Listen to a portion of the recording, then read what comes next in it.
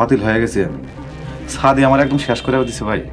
আপনি সাদিয়াকে মারতে গিয়েছিলেন কেন? আপনি জানেন না সাদিয়ার কাছে লাইসেন্স করা পিস্তল আছে? বিশ্বাস করেন ভাই, আমি সাদিয়ারে মারতে জানি। উল্টা সাদিয়া আমার বাড়িতে যায় আমার বেডরুমে ঢুকে আমার গুলি করছে। আপনারা অ্যারেস্ট করেন। সবই তো বুঝলাম, আপনার কাছে কোনো সাক্ষী বা প্রমাণ আছে? অবশ্যই আছে। আকবর আর মুক্তারি সাক্ষী। আর প্রমাণ চান? আমার ঘরে এখনো রক্তের দাগ আছে। সকালে আপনার বাড়িতে গিয়েছিলাম, আপনার রুমে কোনো প্রকার রক্তের দাগ আমি পাইনি। আপনি সাক্ষীর কথা বলছেন, কি যেন নাম? মুক্তার আর আকবর। ওরা তো উল্টো বলছে আপনি ওদেরকে নিয়ে সাদিয়ার বাড়িতে গিয়েছিলেন সাদিয়াকে মারার জন্য। ওরে বেঈমান মিন্টু ভাই, ওরা সত্যি সত্যি কথা কইছে? হ্যাঁ, ওরা নিজের মুখেই এই কথাগুলো বলেছে।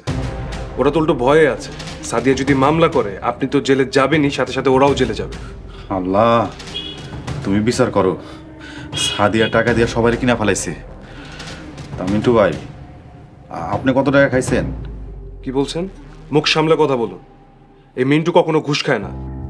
আপনি আল্লাহ আল্লাহ করেন যেন সাদিয়া আপনার নামে মামলা যেন না করে। আমি বুঝতে পারছি ভাই, আমার সব বোঝা শেষ। আমি পঙ্গু হয়ে গেছি, আমি নিঃস্ব হয়ে গেছি।